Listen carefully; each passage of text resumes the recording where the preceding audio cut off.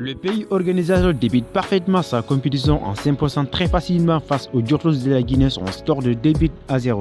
Dans un match où les éléphants ont tranquillement négocié sans être inquiétés par les Diotos de la Guinée.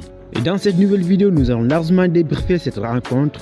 Mais quel est votre ressenti de cette match d'ouverture de la Coupe d'Afrique des Nations et que pensez-vous de cette cérémonie d'ouverture de la Coupe d'Afrique des Nations? Bienvenue dans ce nouvel épisode d'Actu Foot, mais avant de commencer cette vidéo, je vous suggère d'abonner et surtout liker la vidéo pour ne rater aucune de mes prochaines vidéos.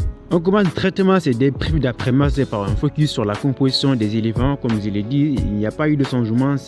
Le seul changement de ma composition probable, c'est évidemment Jean-Philippe Cressot qui a pris la place de Sébastien Haller qui était blessé au niveau de la cheville. Mais sinon, c'est les mêmes 11 que j'avais proposé dans ma composition probable d'avant cette match. On enchaîne directement ces débriefs par la première période. Les Ivoiriens sont entrés avec beaucoup d'intention. On a vu que les éléphants n'ont pas attendu pour aller chercher évidemment cette équipe bissau-guinéenne. Ils ont mis beaucoup de pression sur cette équipe. On a vu qu'ils ont formé un bloc très médian. Ils ont permis vraiment à imposer le rythme de jeu. On a vu dès la 4e minute de jeu cette ouverture du score sur cette superbe frappe de Sékou Fofana. Comme on l'avait dit, c'est l'entame idéale de cette équipe ivoirienne. Ils ont mis beaucoup de pression dans ce début de match. On a vu que Fofana a pris les choses sur son compte depuis à la première période, depuis l'entame de cette rencontre. Mais c'est Pressim Préau, on a vu que n'a duré qu'une quart d'heure parce que les éléphants ont vraiment baissé de rythme. On a vu qu'ils n'ont pas enchaîné le même rythme qu'ils ont débuté cette rencontre.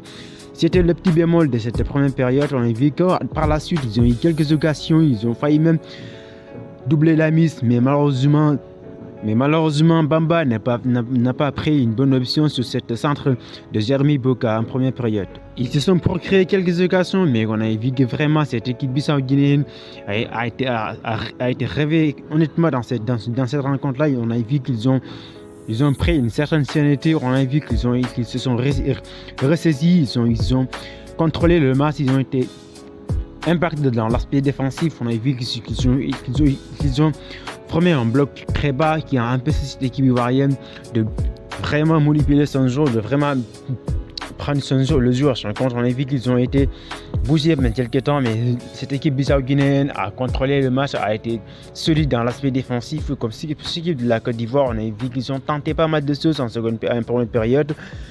Mais malheureusement, cette manque de lucidité et cette manque de combinaison de leurs attaquants leur pose énormément de problèmes. On a vu que cette équipe ivoirienne, le seul petit bémol dans cette première période, ils n'ont pas été très lucides, il y a eu cette manque de combinaison. Ils ont créé pas mal d'occasions au niveau du milieu de terrain. On a vu qu'ils ont mis beaucoup d'impact physique, notamment Sékou Fofana, Ibrahim Sangaré et bien sûr Franck Kessié. Ils ont été très précieux, ces deux hommes surtout. Franck Kessié et Sékou Fofana ont été présents, ils ont donné beaucoup. Mais en première période, on a vu que cette équipe ivoirienne a manqué de lucidité et de combinaison surtout devant parce qu'ils ont eu des situations qui ont vraiment dû concrétiser, mais ce manque de combinaison et cette incompréhension des attaquants ivoiriens leur a vraiment empêché de vraiment doubler la mise, ce qui n'a pas été dû à leur faveur. Mais ils sont partis en adversaire sur cette petit point d'avance, sur ce petit but d'avance. Au retour des adversaires, on a vu d'autres visages de cette équipe ivoirienne. Ils ont venu avec beaucoup d'autres intentions. Ils ont été plus entreprenants en seconde période. On a vu qu'ils ont quelques occasions, mais on a vu que cette équipe bissau-guinéenne commence sérieusement à s'émanciper. Ils ont pris le jeu à leur compte. Ils ont essayé de sortir par moment pour essayer de mettre cette équipe ivoirienne à danser. Mais pour ce qui est le problème, c'est évidemment cette justice à la dernière passe. On a vu que les bissau-guinéens ont vraiment du mal à aller jusqu'au bout et parfois ils sont très brouillons dans le jeu. Ils ont du mal à combiner offensivement. À chaque fois qu'ils arrivent dans la surface récupération de la Côte d'Ivoire, ils ont du mal à combiner. Ils tentent des frappes très lointaines qui n'ont vraiment pas lieu d'être parce que ces frappes, ils ont fourni pratiquement 10 frappes, mais il n'y a que pratiquement 2 qui ont été cadrées, ce qui veut dire que cette équipe bissau-guinéenne n'a pas été vraiment entreprenant offensivement. Ils ont eu beaucoup de failles, ils ont eu beaucoup de lacunes. À cette manque communication devant et cette manque vraiment de justesse et de lucidité de cette équipe bissau-guinéenne leur a vraiment empêché. Ils ont quand même réussi à se relever la tête. Ils ont eu quelques ballons, surtout au niveau du milieu de terrain. Ils ont imposé leur rythme, surtout au milieu de terrain. On a vu par moments cette équipe ivoirienne n'a pas été sereine. Et après ces buts qui a vraiment libéré cette équipe ivoirienne, ces buts de Jean-Philippe Crasso, un très très beau but. On a vu que cette équipe ivoirienne a, comme s'il attendait certainement de ces buts-là pour vraiment réussir derrière, parce qu'après ces buts-là, les Ivoiriens n'ont vraiment pas été intéressants dans l'aspect offensif. Ils ont eu quand même des contre-attaques qu'ils auraient vraiment dû négocier. Je n'ai pas du tout aimé l'entrée évidemment de Serge Aurier et surtout encore mieux le remplaçant évidemment de Wilfried Zingo.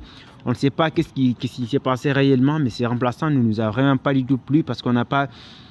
Même s'il n'a pas été très intéressant, mais il n'a pas été non plus catastrophique dans cette première période. Wilfried Zingo aurait dû vraiment continuer. Et surtout, en connaissant évidemment le niveau de Serge Aurier, on a vu qu'il ne bénéficiait pas autant de temps de jeu du côté de Nottingham Forest, encore meilleur en équipe nationale.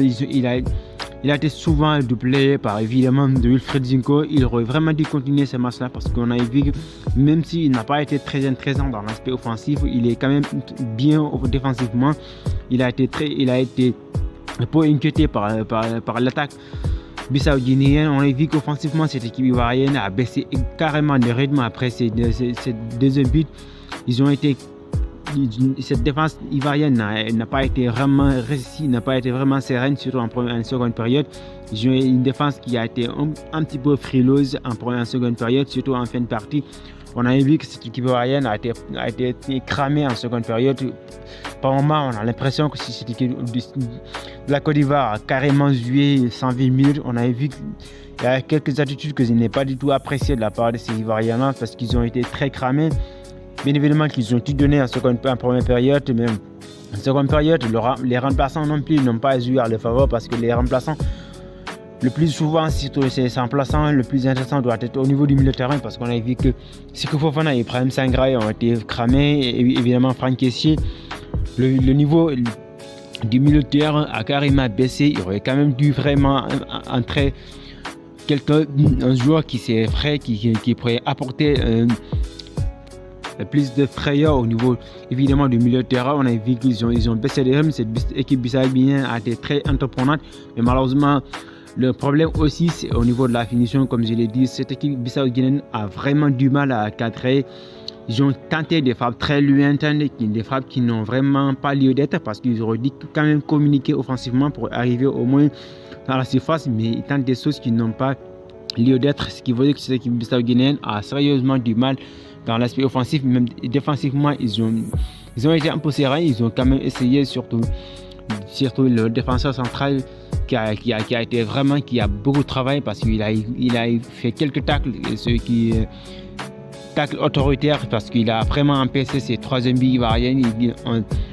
Surtout, on a vu qu'en seconde période, cette équipe bissau-guinéenne a été vraiment intéressante au niveau du milieu de terrain. Mais le problème de cette équipe bissau-guinéenne, c'est surtout au niveau dans l'aspect offensif. Pour ce qui est des défenses, évidemment, ils ont manqué évidemment à certaines difficultés.